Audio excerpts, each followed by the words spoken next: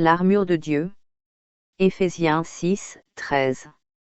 Revêtez-vous donc de toutes les armes de Dieu, afin que, lorsque viendra le jour mauvais, vous puissiez tenir ferme, et, après avoir tout fait, rester debout. Tenez donc ferme, avec la ceinture de vérité bouclée autour de votre taille, avec la cuirasse de la justice en place, et avec vos pieds écossés de l'empressement qui vient de l'évangile de paix. En plus de tout cela, prenez le bouclier de la foi, avec lequel vous pouvez éteindre toutes les flèches enflammées du malin. Prenez le casque du salut et l'épée de l'Esprit, qui est la parole de Dieu. Et priez dans l'Esprit en toute occasion avec toutes sortes de prières et de requêtes. Dans cet esprit, soyez vigilants et continuez toujours à prier pour tout le peuple du Seigneur.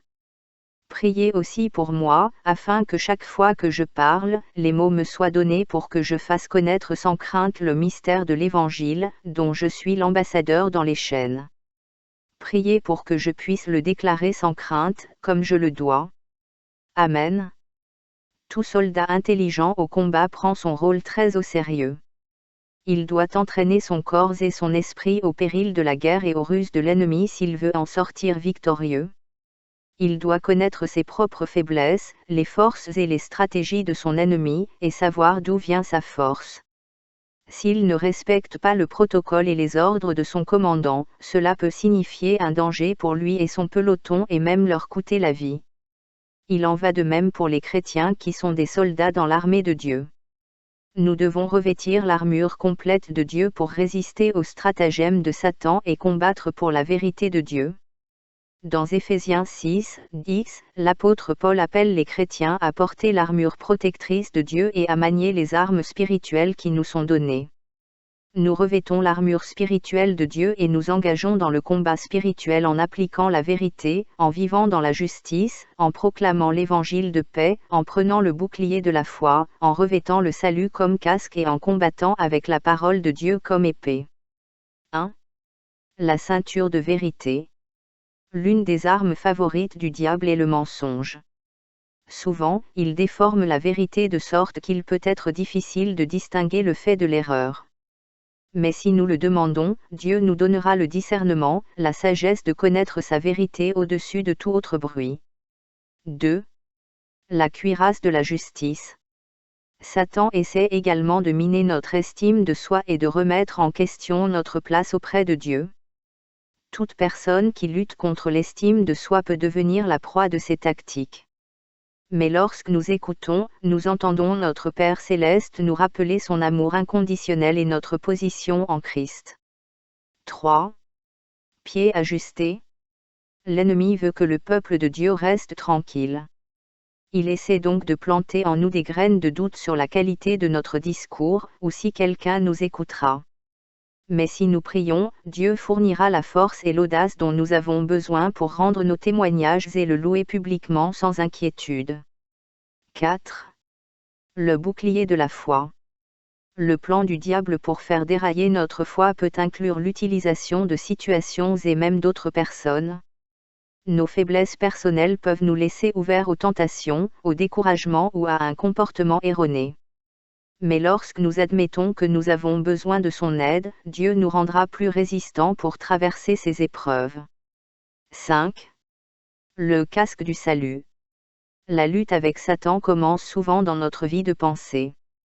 Les idées erronées, les angoisses ou les peurs auxquelles nous nous accrochons peuvent être amplifiées et utilisées contre nous. Mais si nous faisons appel à lui, Dieu nous renouvellera afin que nos yeux et nos esprits restent concentrés sur lui tout au long de la journée. 6. L'épée de l'esprit. L'ennemi espère neutraliser la puissance que nous avons par le Christ. Il vise à nous troubler, à nous intimider ou à nous effrayer, en espérant que nous oublierons la parole de Dieu. Mais si nous le cherchons, Dieu nous remplira de la confiance nécessaire pour déclarer les Écritures et revendiquer ses promesses pour nos vies. 7. La prière. Satan désire couper notre vie de prière. Il sait que sans elle, nous sommes moins alignés avec notre Père, et moins alertes ou préparés aux attaques contre nous. Mais si nous mettons de côté du temps pour la communion avec lui, Dieu nous fournira tout ce dont nous avons besoin pour avoir un impact positif pour lui. Voici des stratégies pratiques pour revêtir l'armure complète de Dieu. Commencez la journée dans la parole et dans la prière en demandant à Dieu son aide et sa force tout au long de la journée. Mémorisez les Écritures pour garder votre épée aiguisée. Saturez-vous dans la Bible, la parole de Dieu est la vérité qui combat le père du mensonge. Analysez les activités et pensées de votre vie qui augmentent votre foi, et incluez ces activités dans votre vie chaque fois que vous le pouvez. Soyez occupés dans les choses de la parole et les choses de Dieu, cela va fermer la porte à beaucoup de tentatives du diable. Analysez les activités et pensées qui nuisent à votre foi, et évitez-les chaque fois que vous le pouvez. Chantez des psaumes, des hymnes et des chants spirituels et laissez ainsi la vérité et la parole du Christ habiter richement en vous. Demandez à Dieu de combattre pour vous et de vous aider à être fort dans le Seigneur. Prêchez l'Évangile aux autres chaque fois que Dieu vous en donne l'occasion. Priez à tout moment dans l'Esprit Saint. Désirez toujours de grandir dans les dons spirituels. Demandez à l'Esprit Saint de vous aider à revêtir l'armure et à utiliser l'épée de l'Esprit. Analysez les stratagèmes de l'ennemi et comment, quand et où il a attaqué dans le passé. Ne soyez pas dans la distraction et ne soyez pas dissipés, mais soyez plutôt concentrés et éveillés pour remarquer ce qui se passe en vous et autour de vous. Anticipez les flèches enflammées de l'ennemi et entraînez-vous à utiliser votre épée, la Bible, pour les combattre.